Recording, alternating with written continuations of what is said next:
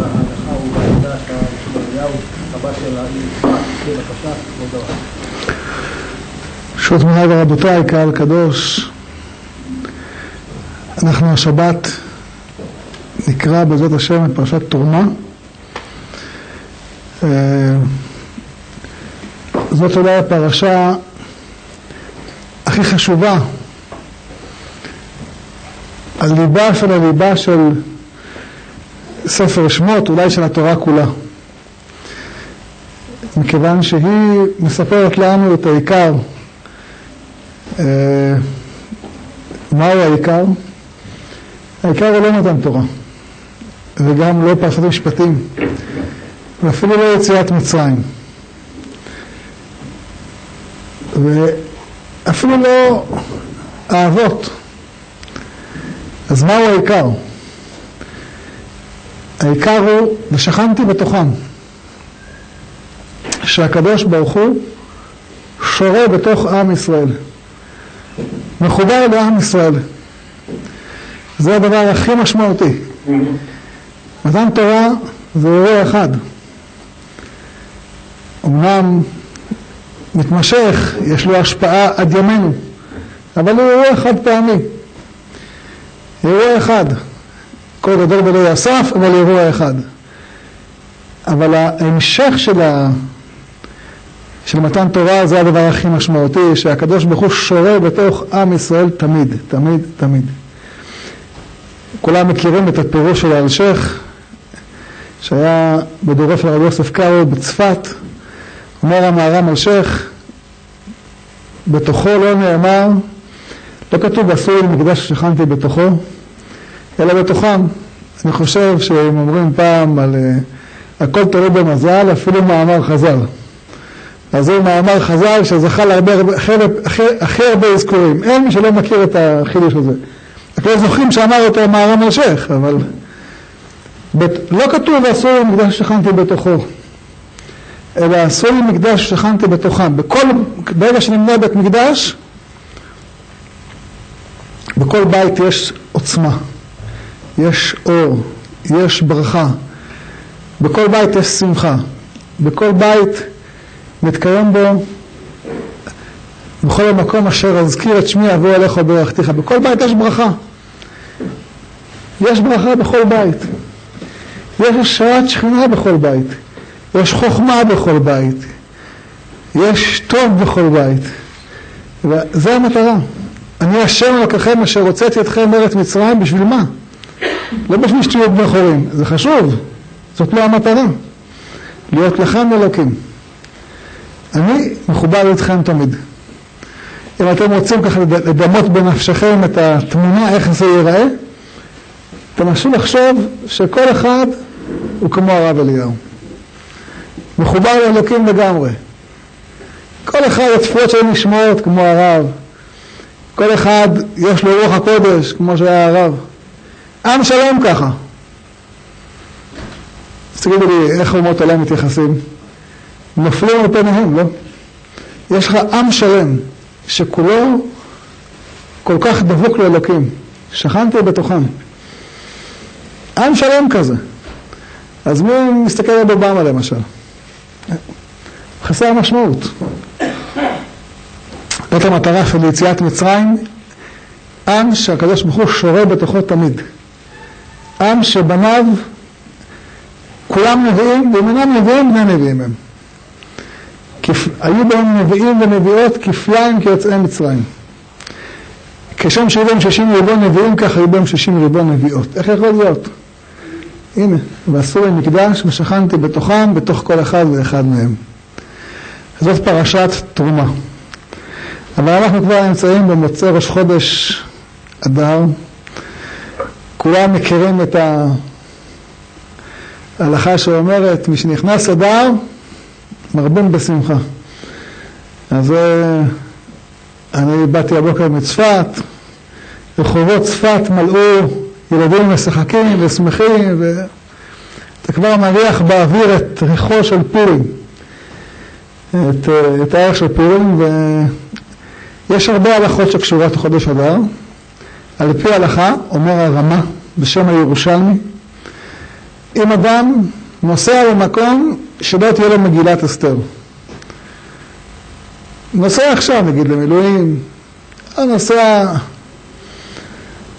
ניקח דוגמה, נסע מישהו לחלל, כמו רמון, אילן רמון, זכרונו לברכה,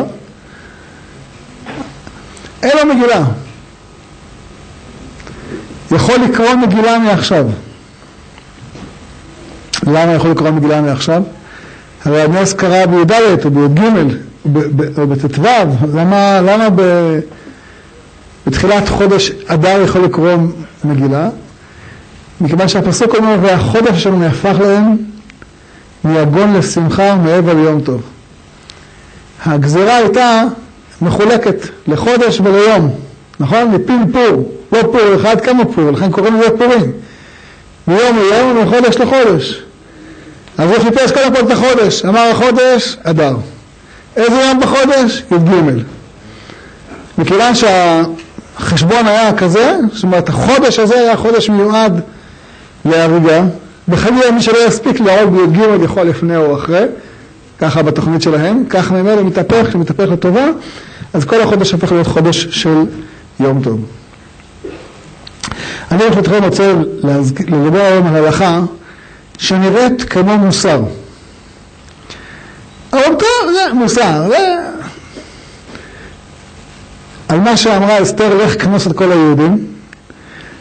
אתם מכירים, מפורסם. הלכה, אסתר רואה שיש גזירה. אומרת למרדכי, אתה רוצה שאני אלך למלך? אין בעיות, אני מוכנה. לך, כנוס את כל היהודים נמצאים בשושן. וצומו עליי, ואל תאכלו ואל תשתו 3 ימים מעלה ויום, גם אני ונערותי אצום כן. שמעתי שיש קבוצה של נשים שמארגנות 3 ימים צום לפני פורים. רצוף כזה. זה צריך באמת הרבה מסירות נפש. יש דעה שאומרת שהם צמו בסירוגים. אבל פשט הגמרא צמו ממש. 3 ימים רצופים. ובכל מקרה, לענייננו עכשיו, הייתה תוכנית לצום 3 ימים.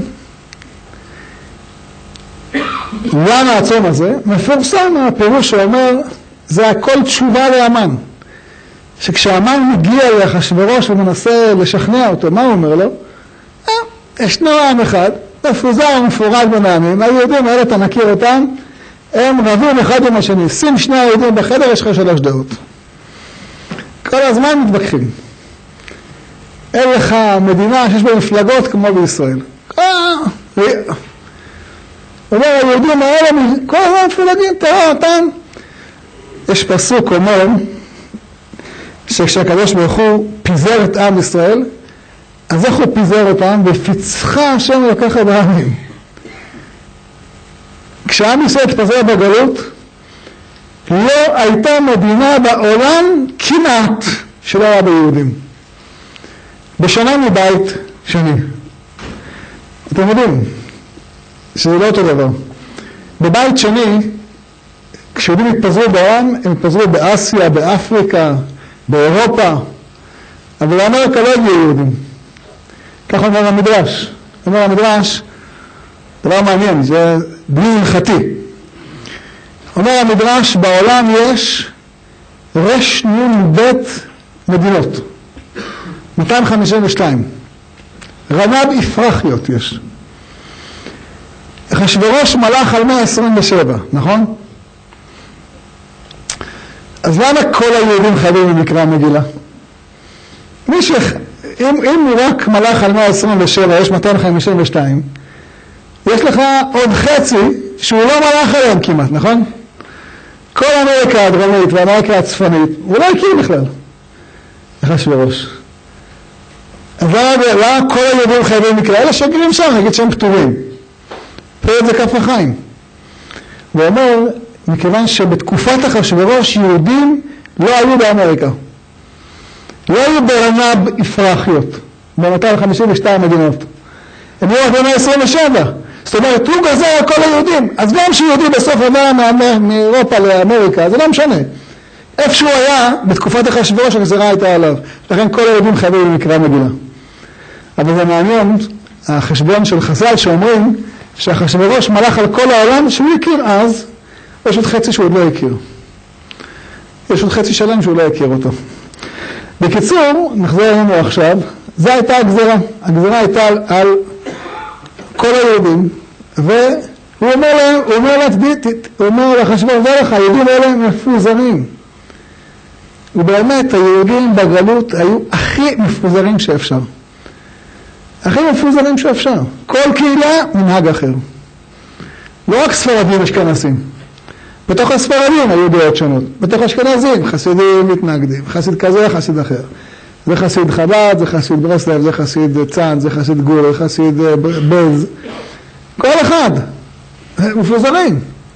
אמר לאחשוורוש, אין בעיה איתם. אלא כל אחד באוהב את השני. אז קל להכות אותם, תקה אחד, השני לא אכפת לו. קטרוג עצום. לכן כנגד זה בא אסתר ואומרת לאחשוורוש, אתה רוצה פתרון? לך כנוס את כל היהודים. תאסוף אותם. מה? למרדכי. לך כנוס את כל היהודים. והתוצאה גם כאן אחר כך לדורות, תעשו משלוח מנות איש לרעהו מתנות פרגונים. תעשו את זה, אז יהיה לכם תמיד אחדות ולא יכולו לתקוף אתכם. כשתהיו מאוחדים, תנצחו. מסתבר שהדין הזה יש לו הרבה משמעות לחתיות. ואנחנו היום ניתן לכם כמה דוגמאות להבין עד כמה הדבר הזה משמעותי. יש הלכה שאומרת, מה שאומרת, אמר רבי חנא בר בזנא, אמר רבי שמעון חסידה, כל תענית שאין בה מפושעי ישראל אינה תענית. זאת אומרת, אם כל הצדיקים מתאספים ועושים תענית, או עושים לימוד, או עושים תפילה, או עושים משהו, ואין שם מפושעי ישראל, פושעי ישראל, זאת אומרת, אחרי קצה, כן? אומרת הגמרא, זאת לא תענית. מה הסף של החברים שלך, אתה חושב? הוכחה? מאיפה הוכחה? אומרת הגמרא, מסממני הכתובת. כתובת, אתם יודעים, 11 סמנים היו בה, נכון? הצורי והציפורן, והחלבנה והלבנה. אומרת הגמרא, חלבנה? חלבנה ריחה רע? זה לא ריח טוב של חלבנה. אף על פי כן, אם אדם יחסיר את החלבנה עם הסמני הכתובת, אם חיסר אחת מכל סמניה, לא נגיד מה קורה לו, נכון? לא נעים. אז למה הקדוש ברוך הוא שם את חלבנה יחד עם סמני הכתובת? לומר לך, כתובת זה תבנית של עם ישראל. יש כאלה, תערבב אותם יחד, הדק היטב היטב הדק, תערבב אותם, ממולח טהור קודש, כתובת קודש הקודשים. מכאן תלמד גם לעם ישראל, אתה צריך את כולם. לא להגיד, אלה נפרד, אלה נפרד. עד כמה הדבר הזה הוא משמעותי, אומרת המשנה במסכת ברכות, האומר יברכוך טובים, הרי זו דרך מינות. מה זה מינות? כפירה, נכון? מי שאומר ריבונו של עולם, הטובים יברכו אותך.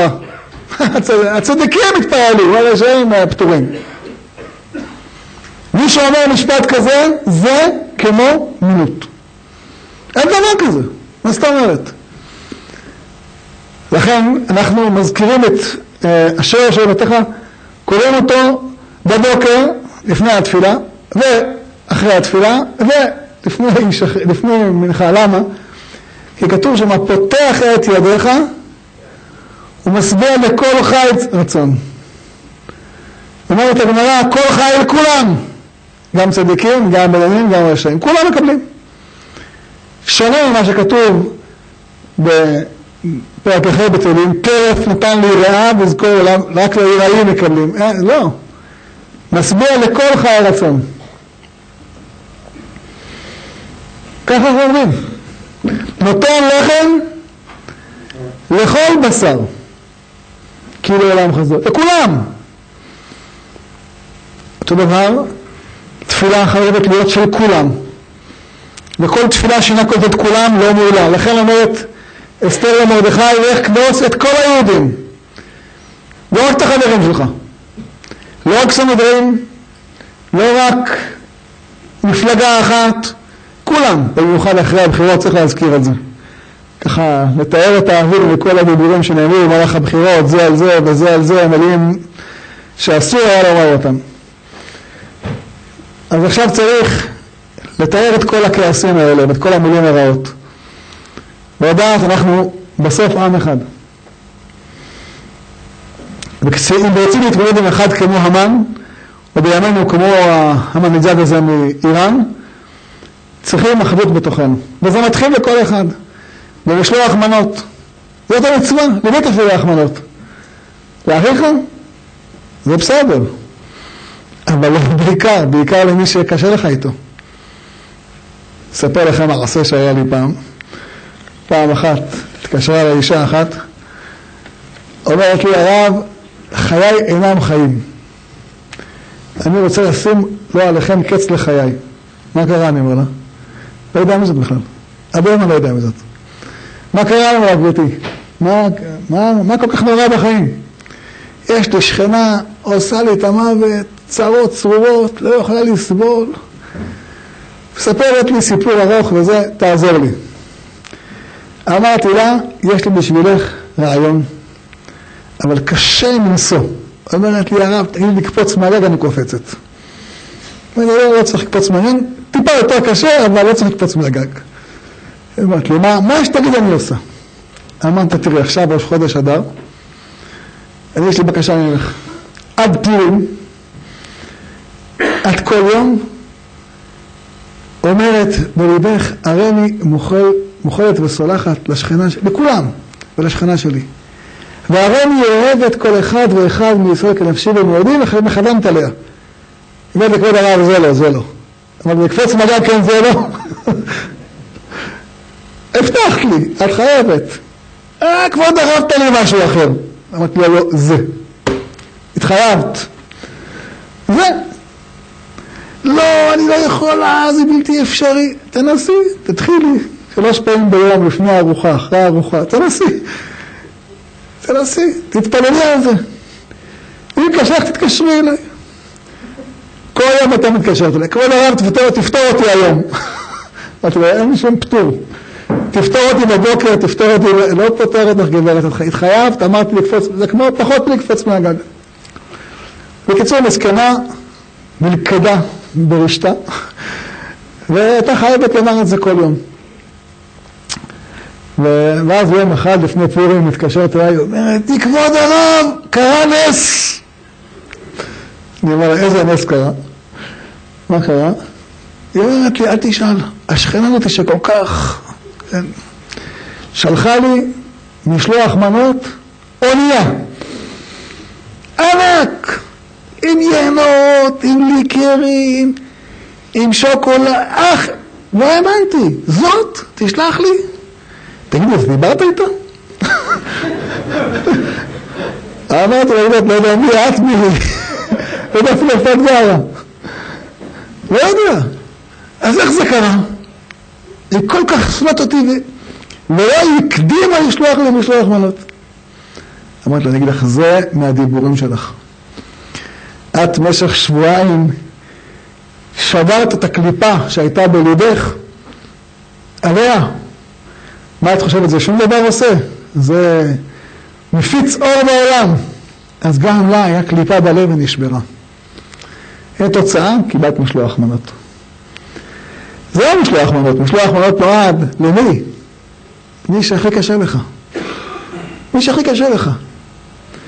אתם יודעים שאצל הרב אליהו זיכרונו לברכה היו מגיעים בפורים עם משלוחי מנות מכל העולם. חלק מהם אנשים שאתה יודע שלא שלחו. כי לפעמים היית מגיע מרב אחד 10 משלוחי מנות. איך זה יכול להיות? אנשים היו שולחים ככה, זכים למשהו לפניו. נבוא אלינו עכשיו. המצווה היא לייצר לך כנוס. ומי שלא עושה את זה, הגמרא אומרת, זה נקרא דרך מינות. יש לזה הלכה מאוד מעניינת. הגמרא אומרת דבר מעניין. אנחנו הזכרנו היום בית מקדש, נכון? משכן, פרשת תרומה. יש הלכה שאומרת שכהנים באים לבית מקדש, מקריבים קורבן תמיד. יש פה כהנים? יש. הנה ההלכה. בא כהן, בית מקדש, מקריבים קורבן תמיד. מתי מקריבים קורבן תמיד? ברור קורבן אותם. אומרים לו, חביבי, עכשיו נקרא מגילה. מה הוא יעשה? יפסיק את העבודה, או יגיד, תדעי מה? אני אגמור את העבודה בבית המקדש, שעה, שעתיים, יראה כהן אחר, אני אגיד לך למניין שני. מה עושים? מה הבעיה? תגיד לו, תתני למניין שני, מה קרה? אומרת הגמרא, מבטלים העבודה בבית מקדש בשביל לשמוע מקרא המגילה. שואל הר"ן, בשביל מה? שיקרא מניין שני. למה הוא צריך להפסיק את העבודה? תזכרו, כהן עובד בבית מקדש יומיים בשנה. יומיים בשנה, סך הכל. כל הזמן זה משמרות, מתחלפות משמרות. משמרות מתחלפות, בתי אב מתחלפים. פעמיים בשנה הוא עובד, אומר, אמרו שלום, אני פעם אחת עושה לי פורים, אתה אומר, יפסיק את העבודה והלכת לקרוא. תשמע אחר כך. אומר הר"ן, למה זה כל כך חשוב? כי אפשר לקרוא מגילה בעשרה. אפשר גם ביחיד לקרוא מגילה. אבל עיקר מצוות קריאת מגילה, איך זה? בדרך כנס כל היהודים. ברוב עם, שכולם קוראים, זה עיקר המצווה. ולכן, אף על פי שאתה יכול לקרוא מקרא המגילה אחר כך, במניין אחר, לא. עדיף שתבטל עבודה בבית מקדש כדי שתקרא מגילה עם כולם. כמה שיותר כולם. וכמה זה יותר כולם? כמה זה כמות שצריך? אומר המגן אברהם, אפילו יש לך מניין של 100 אנשים. 100 אנשים זה מכובד, נכון? ויש לך במקום אחר מניין של 300 אנשים, או 200 אנשים. תעזוב את המניין של 100, לך למניין של 200. כי זה עיקר מצוות קריאת מגילה. לך כנס כל היהודים. זה עיקר המצווה. על זה, יש שאלה גם של המערץ חיות. אחד מגדולי הפוסקים. הוא אומר, למה זה נקרא מבטלים תורה בשביל לקרוא מגילה? כתוב של בית רבי, רבי הוא הנשיא, היה נשיא ישראל, היה בבית מדרש. כתוב שתלמידיו היו מבטלים תורה בשביל לשמוע מקרא מגילה. שואל מערץ חיות, איזה ביטול תורה? מה מקרא מגילה? זה לא לימוד תורה? זה גם לימוד תורה. אז למה אתם מבטלים את תורה בשביל לקרוא מגילה? זה לא ביטול תורה. אתה סובר את הספר ישעיה, פותח ספר מגילת אסתר, איזה ביטול תורה יש בזה? סובר את הבבא קמא, פתח את מגילת אסתר, זה תורה וזה תורה. למה אתם מבטלים תורה בשביל לשמוע מקרא מגילה? ועונה הר"ן ואומר, היו בית המדרש של רבי מבטלים את הזמן, סוגרים את הגמרות, עוזבים את בית המדרש שלהם, והולכים לבית המדרש, לא של התלמידי חכמים, אלא של כל העיר. זה זמן. אתה עוזב את הבית המדרש שלך, הולך לבית הכנסת הגדול המרכזי שבו כל העיר נמצאת, כי זאת עיקר המצווה. לך כנוס את כל היהודים. זאת אומרת, מה שאני רוצה לומר לכם, שהמצווה הזאת של לך כנוס כל היהודים, היא לא רק מצווה שהייתה פעם שאסתר אמרה למרדכי, אלא יש לו גם כדי רלוונטיות להלכה בימינו. גם בימינו אתה צריך להתאמץ לשמוע מקרא המגילה ברבים. יש הלכה שאומרת שאדם חייב לאשתו מזון, כל מי שכותב כתובה לאשתו, נכון? כותב מזון. אחת מהחובות שיש לבעל כלפי אשתו זה לקרוא לה מגילה. כשהיא רווקה, אין לה בעיה ללכת לבית כנסת, שומעת מקרא מגילה, הרי נשים חייבות על מקרא מגילה. כשאדם אין לה ילדים, זה גם כן לא בעיה, אבל כשיש לה ילדים מה היא תעשה? תינוקות. תראו את הבית כנסת, אי אפשר. היא צריכה לטפל, להאכיל, נכון? אז הבעל קורא לאשתו מקרא מגילה. אז כל חתן שמתחתן, הוא לא מכיר את כל הטעמים בעל פה, כן? צריך למצוא פתרון לקרוא אשתו מקרא מגילה. מה יעשה אדם כזה? האם אדם כזה יקרא מגילה פעמיים? או שנגיד שכשהוא קורא לאשתו גם יוצא ידי חובה. אז בסביבה פעם אחת.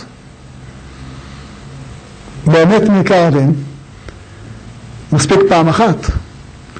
אבל מכיוון שאמרנו קודם שעיקר קיום מצוות מקרא מגילה היא ברוב עם, זה עיקר הפרסום הניסה, וכשהוא קורא הבית לאשתו, אוקיי, היא חייבת, אין לה ברירה, היא מטפלת בילדים, אז הוא יטפל בהם. מכיוון שכך, אז הוא צריך לשמוע מקרא מגילה פעמיים. פעם אחת הוא שומע ברוב עם בבית כנסת, ופעם שנייה הוא קורא לאשתו. יש כאלה שעושים בדרום, היום יש שוויון זכויות, נכון? היום יש שיטה חדשה. הבעל קורא בבוקר עניין ראשון, כן? אשתו שומעת את הילדים, בשעה 10 הוא הבייביסיטר, היא שומעת מקרא מגילה עם כל החברות שלה ועם רעשנים. זה גם בסדר. בכל מקרה, עיקר המצווה זה ברוב עם. ועל זה כתוב שמבטלים עבודה, תקשיבו, זה נשמע נורא. אבל ככה ההלכה, מבטלים עבודה בבית מקדש בשביל לקרוא מקרא מגילה ברבים. מבטלים בית מדרש של רבי כדי לשמוע מקרא מגילה ברבים. עוד יש הלכה שאומרת, הלכה כתוב בשולחן ערוך, נהג טוב להביא קטנים וקטנות לשמוע מקרא מגילה.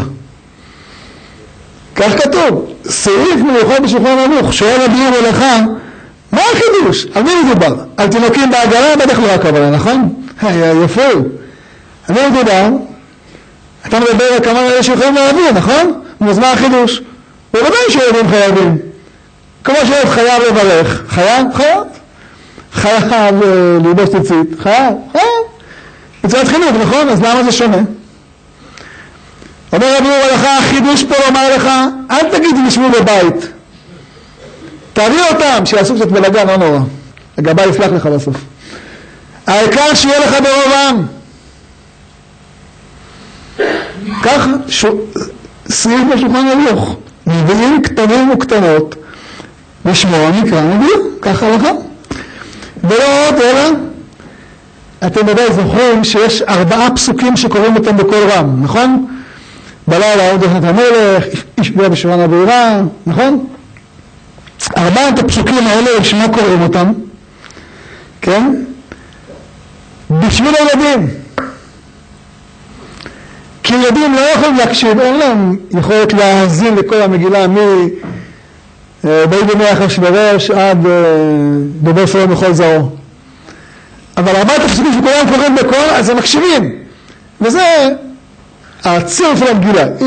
איש יהודי, מרדכי יצא, והיהודים הייתה כמרדכי יהודי, אלה 4 הפסוקים שהם הציר של המגילה. בשביל מה קוראים אותם? בשביל הקטנים והקטנות, שהם יקשיבו גם כן, ויהיו חלק ברוב עם הדרת מלך. יש עוד הלכה מעניינת. כותב אותה החידה. אומר, מה הדין? אדם גר סמוך לבית כנסת. והוא מהחלון שלו רואה את הבית כנסת. זו שאלה. בשו"ת הרדב"ז, הוא מביא אותה, כותב את החידה בכוסף. אומר, אדם כזה, האם הוא יכול להתפלל יחד עם המניין בכנסת? לא שאין עניין, רק הוא יכול לכוון יותר, אף אחד לא מפריע לו, חוסך לביטול תורה, אומר הרדב"ז, אין בעיה. אם החלון שלך סמוך לבית כנסת, אתה רואה אותם, אין בעיה. מתי? בכל הפנה חוץ מפורים. ופורים, לא. פורים, מביא גס בחמד, פורים צא מהבית שלך תבוא לבית כנסת. למה? כי פה לא השאלה היא רק שאלה אם אתה במניין או לא במניין. פה יש, חוץ מהמניין, מצווה של ברוב עם. אני מביא לכם כמה וכמה דוגמאות להלכות שכולכם שמים לב שהן הלכות שאומרות לך שהלך כנוס את כל היהודים. זאת לא הלכה שנאמרה רק פעם שאמרה אסתר למרדכי, אלא היא הלכה שיש לה נפקא גם להיום, כן? וזה במקרה שאדם יש לו אפשרות בין מניין קטן למניין גדול. יש עוד הלכה. האם אדם חייב לקרוא במניין או יכול גם ביחיד? בגמרא זה מחלוקת. הגמרא אומרת, עם הרב, מגילה בזמנה נקראת אפילו ביחיד, קוראים אותה אפילו ביחיד, שלא בזמנה בעשרה. מי יודע אותו ט"ו, אתה יכול לקרוא אותה אפילו ביחיד. אבל אם אתה קורא אותה לפני כן, מה פירוש לפני כן? הגמרא אומרת שבזמנם היו כרכים, נגיד כמו ירושלים, היו ערים, נגיד כמו תל אביב, חיפה וזה, כן? והיו כפרים שבהם לא היה בשביל לקרוא. או יודע בשביל לקרוא, אבל אין שם מניין. כתוב שהכפרים היו מקדימים ביום הכניסה. דהם היו באים, מתכנסים, נגיד עיר כמו צפת, כל הכפרים שסביבה מתכנסים לצפת בשני וחמישי, ויש כבר ציבור גדול של מכל הכפרים בסביבה, הם קוראים מגילה, ככה יש להם לא רק מקרא המגילה, אלא מקרא המגילה ברוב העם. ואם מי שיודע לקרוא, אז יש לו הזדמנות שיש מי שיודע לקרוא, יקרא בשבילו. זה הלכה מיוחדת. הלכה מיוחדת שאומרת שחוץ ממה שקוראים בי"א ובט"ו, מילה נקראת מי"א, מי"ב, מי"ג, בי"ד ובט"ו. כך גמרא אומרת. כך מושכלה מסכת מגילה. איזה מקרים? אמרנו, י"ד ט"ו זה בדרך כלל, שאר הימים זה כשהכפרים מכל הסביבה מתכנסים לערים, כדי שיהיה ברוב העם ושיהיה מכובד, ככה עושים. הגמרא מספרת שרב אסי חלק על רב, אבל למרות שרב פסק אחרת מרב אסי, אומרת הגמרא, רב השתדל לעשות כמו רב אסי, כמו מי שחולק עליו. למה? כי כמו שאתם רואים, למרות שההלכה היא, וכך באמת נפסקה ההלכה, שבזמנה אדם יכול לקרוא מגילה ביחיד, צריך להשתדל לקרוא על 10. הרב עליו השלום סיפר את הסיפור על הגר"א. הגר"א, כתוב שהיה משתדל לפסוק בכל ההלכות כמו השולחן ערוך, למרות שהוא היה בווילנה, ובווילנה זה אשכנזים. ולפי דעת הרמה, אם כבר קראו בתפילה בציבור, אדם יכול לקרוא כבר ביחיד, כי כבר שהציבור מתפלל, אז אתה כבר יחיד, אתה יכול לקרוא ביחיד. הרמה השתדל לקרוא כמו השולחן ערוך. הגר"א. אז הוא מספר עליו שפעם אחת היה תקופה שהוא עשה לעצמו גלות. והיה מסתובב במקום, אף אחד לא הכיר אותו, שהוא כזה גאון עצום. והגיע לאזורים שלא מכירים אותו, בפורים, נכנס לבית כנסת, בדיוק נכנס, היו באמצע מקרא מגילה. פתאום, מה אני אעשה? אדם לא יכול להגיד, אני אשמע מהחצי עד הסוף, אחר כך אני אקרא מההתחלה עד האמצע. כי מגילה צריך לקרוא אותה כסדרה, נכון? מה יעשה? ראה שם כמה בחורים יושבים על הברזלים, אמר להם, אתם רוצים להרוויח רובל? זה סכום, מטבע של הפעם. אמרו לו, בטח, למה לא? אמר להם הגר"א, כל אחד יקבל רובל, תבואו איתי, תקשיבו איתי למקרא מגילה, תרוויחו את הרובל שלכם. אמרו לו, מצוין, רק תשלם לנו מראש. אמרו לו, מה יש לך? אולי אין לך כסף. אמרו לו, יש לי. אמרו לו, תשלם מראש. ודבר אפילו ולאחרים במקרא מגילה. תקרא אתה, אמר להם, בסדר. נתן לכל אחד הרובל שלו, והוא לקח את המגילה, התחיל לקרוא מגילה. הם כבר שמעו מגילה קודם. ראו אותו קורא מגילה, ראו לו כבר בכיס, אחד, כולם נפשו לו, כשהוא הגיע לסוף המגילה, מסתכל אחורה, ריק. מספר עליו שכשהוא יצא החוצה, ראה אותם בחוץ, אמר להם, חבר'ה, מחול לכם, דמי פורים שלכם, מחול. אבל באמת למה הוא משתדל כל כך? מכיוון שזה מה שאומר השולחן ערוך, אדם צריך להשתדל. במיוחד בפורים, שכל המצוות שהוא עושה יהיו ברבים. משלוח מנות ברבים. סעודה אתה עושה, כמה פעמים הרב זכרונה לברכה היה מזכיר את זה. אתה עושה סעודה, תשתדל לשמח גם את האחרים, לא רק את עצמך. מי שמשמח את קרסו, אז זה נאמר בזריתי פרש חגיכם על פניכם. האדם בכל המצוות של פורים צריך להשתדל לקיים את הדבר הבסיסי של ללך כנוס את כל היהודים. יש הלכה, וזה מחלוקת בין הספרדים ובין האשכנזים, מה עושים עם אדם ביחיד? אדם קורא לאשתו למשל, או אדם לא הספיק חולה בבית חולים, כל סיבה אחרת הוא קורא ביחיד. היום את הברכה האחרונה הרב את רבנו ועדיין ביום מברכים או לא מברכים? אז בית יוסף הביא את האורחות חיים בשם ירושלמי, שאומר שהברכה הזאת היא ברכה שמברכים אותה רק ברבים, ביחיד לא מברכים אותה. והרמ"א אומר כמו אותו כך פוסק, שולחן ערוך לא פוסק ככה, והרדב"ז גם מבין שככה לא פוסקים. הבן איש חי מספר שבבגדד המנהג היה שגם ביחיד מברכים ברכת הרב את רבנו. אבל היו חכמים בירושלים שאמרו שבירושלים לא נהגו. כותב כף החיים, כף החיים הוא היה לפני קום המדינה. הוא כותב, בימינו נתרבו האוכלוסין בירושלים מעמים שונים, וכל קהל וקהל עושה כמנהגו, ויש להם על מה שיסמכו.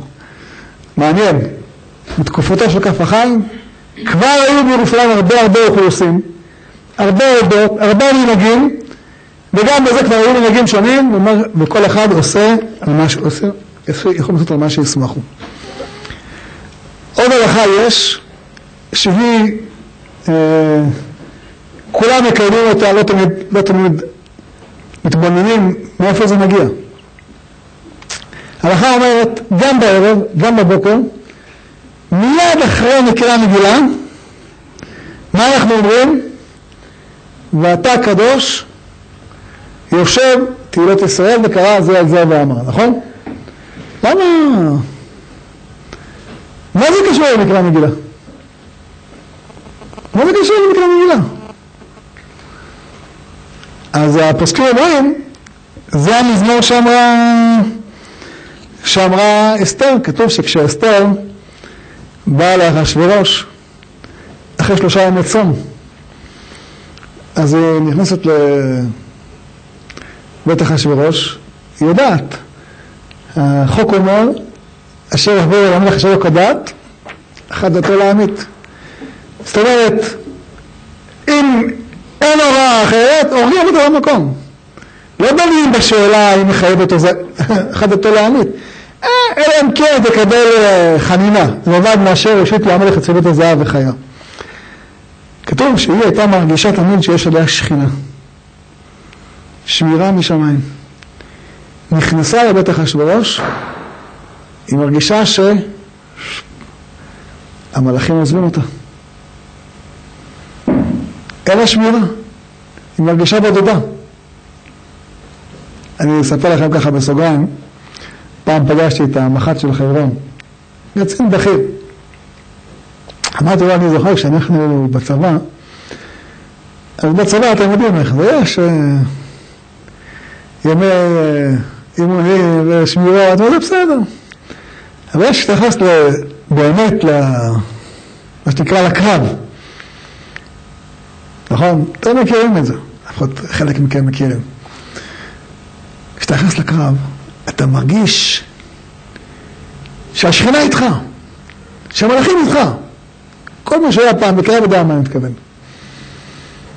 אתה מרגיש. אני שאלתי אותו, תגיד לי, זה אני ככה מרגיש תחושה אישית, או שזה כל אחד ככה מרגיש? הוא אומר לי, אגיד לך את האמת, כל פעם שאתה רוצה לקרב, ככה אתה מרגיש. כאילו השם אלוהיך נדרך בקרב מחניך. אתה מרגיש השם איתך.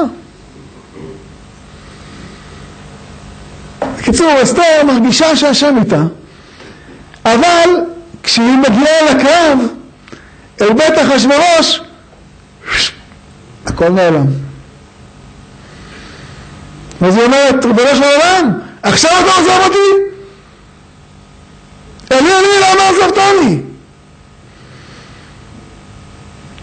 אחרי שאני צריכה אותך כל כך, אתה עוזב אותי? אקרא למים ולא תענה, ואין עוד בנייה לי? מה אני אעשה עכשיו? אני כבר פה. עבדתי, כאשר עבדתי. ובאמת, מה קרה? למה הקדוש ברוך הוא עזב אותה? יש לזה הסבר. אומר הזוהר, המלאכים עזבו אותה. והקדוש ברוך הוא בא לעזור לה.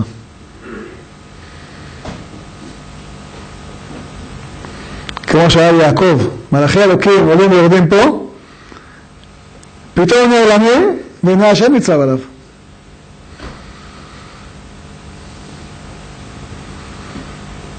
בתלובה של אסתר מלכות, באותה השעה שאסתר מוסרת את הנפש למען עם ישראל, והולכת לאחשוורוש לבקש לפניו עלמה, כל המלאכים הולכים. ככה פסוק אומר, תשימו לב. כי מלאכיו יצב אלך ושמורך בכל דרכיך. אז מי שומר? השם או המלאכים? מה קרה? נבדמתם? כי מלאכיו יצב אלך ושמורך בכל דרכיך. אז מי שומר? לא. כי מלאכיו יצב אלך. אתה אומר, המלאכים שומרים. הפסוק הבא, אדוני ישמור צאתך ובואך מעתה ועד עולם. אז תחליט, מי שומר? התשובה, זה כמו אצל יעקב. בהתחלה מלאכי אלוקים עולים ויורדים בו, אחר כך ענה השם ניצב עליו. גם לאברהם ככה זה קרה. בהתחלה מלאך מדבר איתו, אחר כך השם מדבר איתו. כאילו הכנה כזאת, לא בבת אחד תיפל עליך, שלבים, ויקר, משה ודבר השם אליו. אותו דבר פה. בהתחלה המלאכים שומרים עליה, ואז פתאום עוזבים אותה, ולאמר שהקדוש ברוך הוא, ולא, הקדוש ברוך הוא, אומר, עכשיו אני איתך, עכשיו אני שומר עלייך. פלא שאחשוורוש מתקפל ומושיט לה את שרביט הזהב. אז באמת, היא אומרת מיד אחר כך, ואתה קדוש יושב תהיות ישראל. בך בטחו אבותינו ובטחו בתפילתנו. מכיוון שהיא אמרה את הפסוק הזה שם, אנחנו גם אומרים אותו אחרי מקרא מגילה. ומה משמעות הפסוק? זה משמעות אדירה. תשימו לב, אנחנו, זה פירוש שאם הוא יתקבל בעיניכם, אני צריך לזכור אותו כל יום בתפילת שחרית. אנחנו בתפילת שחרית אומרים כל יום 3 פעמים קדושה, נכון? פעם אחת אומרים אותה ביוצר אור, פעם אחת אומרים אותה ב-18 בחזרת השץ, ופעם אחת הוא בא לציון גואל, נכון? אבל מה ההבדל ביניהם? בפעם האחרונה ביוצר אור אנחנו מספרים מה המלאכים אומרים. השרפים, מה הם אומרים? זה תיאור עליהם. ביוצר אור זה סיפור מה המלאכים אומרים. בתפילת 18 בחזרת השץ אנחנו אומרים שאנחנו כמו המלאכים, נקדישך ונערצך, גם אנחנו כמו הם, כמו המשיח סוד צרפי קודש. אז התקיימנו, נכון? מה זה בא לציון? בא לציון אומר רק אנחנו. ריבונו של עולם ואתה קדוש, מי מקדיש אותך? עם ישראל, יושב תהילות ישראל. הקדושה שהעם ישראל מקדש אותך היא הרבה יותר עליונה ממה שמקדישים אותך המלאכים.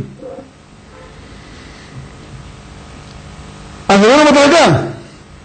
בהתחלה המלאכים לבד, אחר כך אנחנו עם המלאכים, זה בחזרת השץ, ובא לציון אנחנו לבד, אפילו לא מזכירים את המלאכים. לא משרפים, לא אופנים, כלום. רק עם ישראל. כאילו מה שישעיה רואה אצל המלאכים, אבל זה הם. בהתחלה אני איתם, אחר כך עם ישראל, זה העיקר, וזה מה שמספרת לנו אסתר, ואת הסיפור הזה, את הקידוש השם הענק הזה, שנעשה על ידי מרדכי ואסתר, אנחנו חוזרים ואומרים כל פעם מחדש. כי כל העניין של ואתה קדוש, הוא דווקא התרגום שלו. לומר, לא רק אנחנו יודעים, גם הגויים שישמעו. גם הגויים שישמעו. שגם הם יבינו, שגם הם ידעו. שגם הם יגידו, גם שמלאך רע בעל כוחו אומר המל, וזה מה שהיה במדינת אסתר. ורבים מהארץ מתייעדים.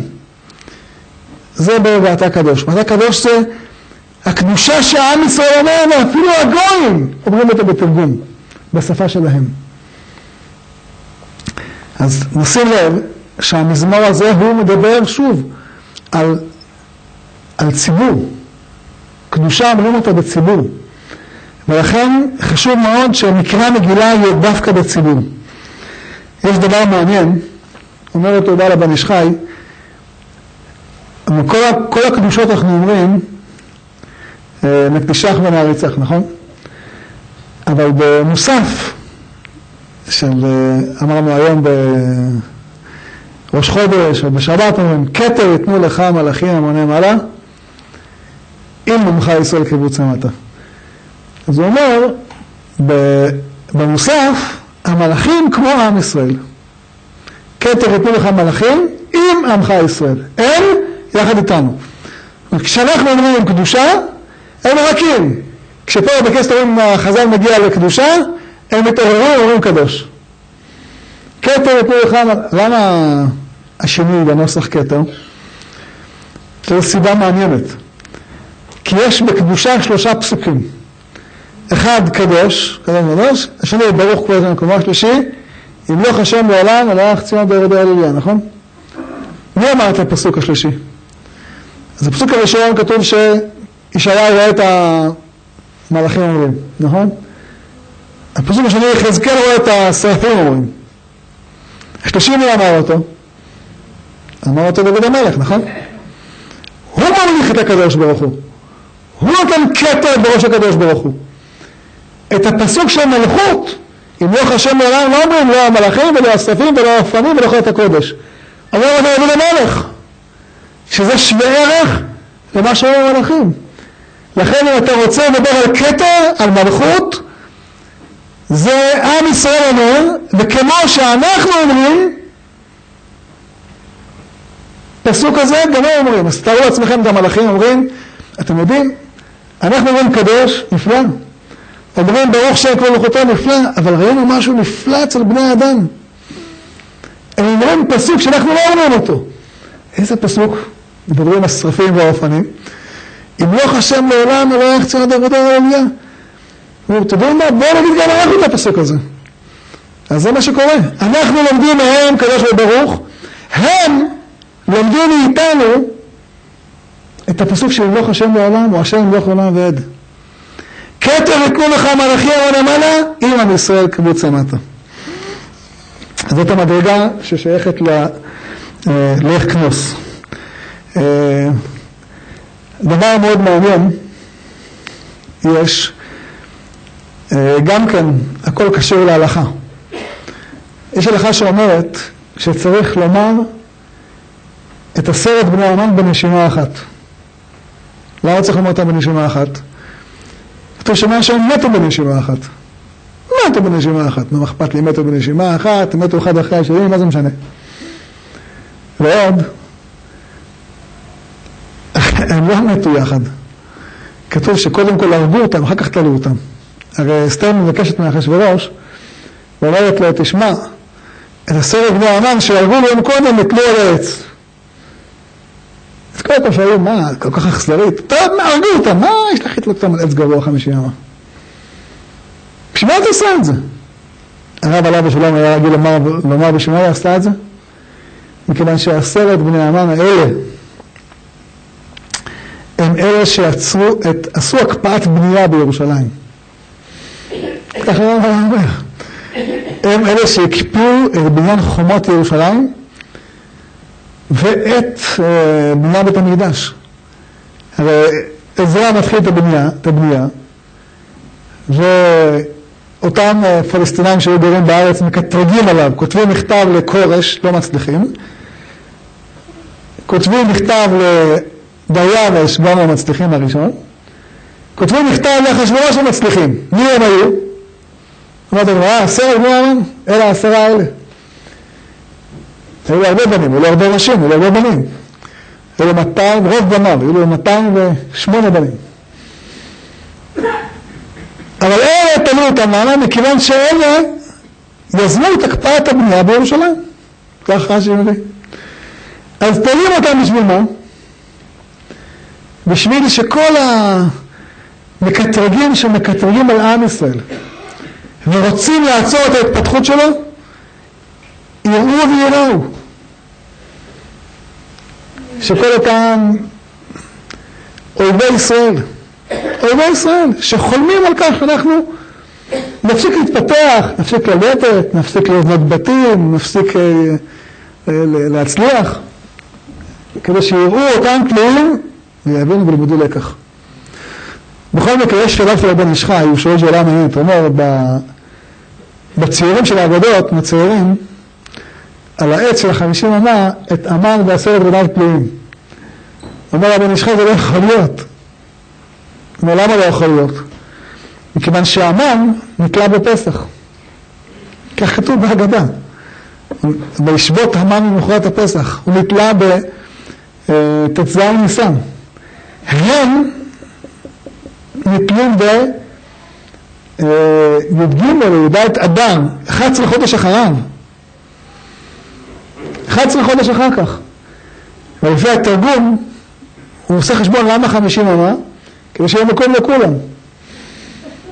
אז הוא אומר, יש לך, זה לא יכול להיות. לא יכול שכולם תלויים על העץ. כי יש הפרש של שנה ביניהם.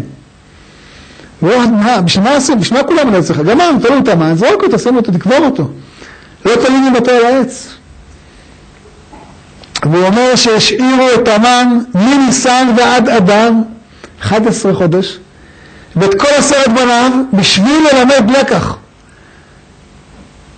את כל אויבי ישראל. תיזהרו. תראו מה קורה למי שמעז לחשוב רע על ישראל. נקמה. נקמה. שלא יעזו לגוע בעם ישראל. בימינו היה בטח לא, למהיר, למכובד, תרחם עליהם. להזכיר, כשהביאו את אייכמן לארץ, ודנו אותו בבית משפט, וקראו שהוא חייב מיתה. היה איזה פרופסור אחד, שבא ואמר, אנחנו לא כמו אומות העולם, יש לנו מידת חסד ורחמים, נרחם על אייכמן.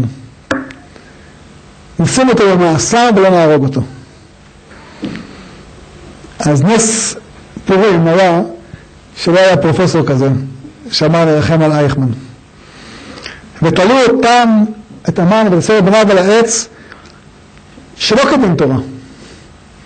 השאירו אותו מניסן ועד אדר, כדי שיראו ויראו. שאף אחד לא יעז לגוע בעם ישראל. ובכל מקרה, מה הפלא הגדול, לשאול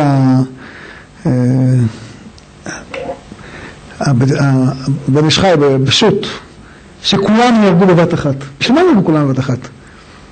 בשביל מה הנס המיוחד שאלוקים עושה שכולם ירגו בבת אחת? והם ירגו אחד אחרי השני. וזה נס כזה גדול כדי להבין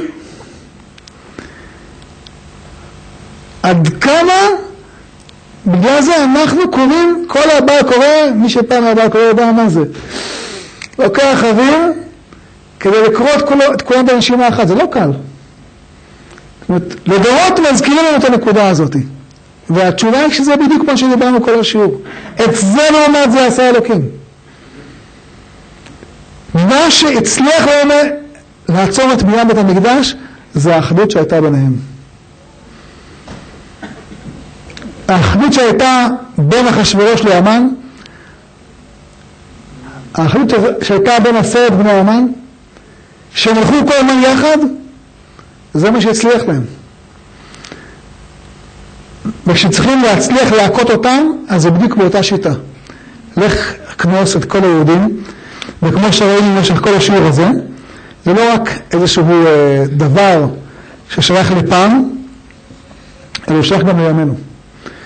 גם בימינו. למרות שעברנו כעת מערכת בחירות, ואנשים לפעמים אמרו מילים שלא שייכות, ואולי גם אנחנו אמרנו מילים שלא שייכות.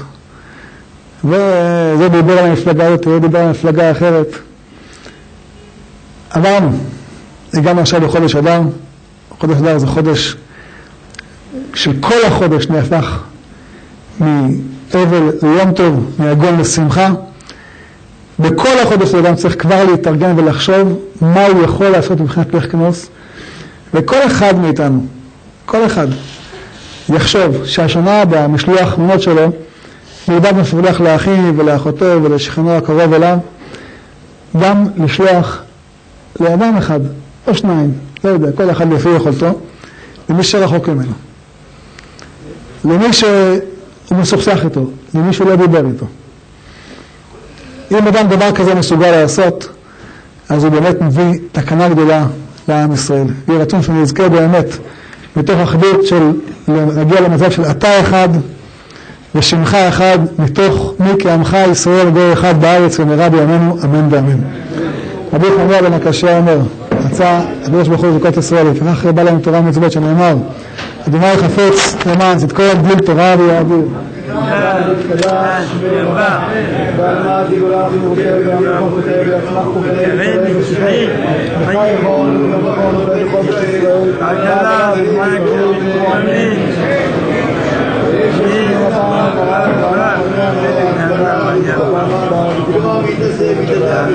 Thank you.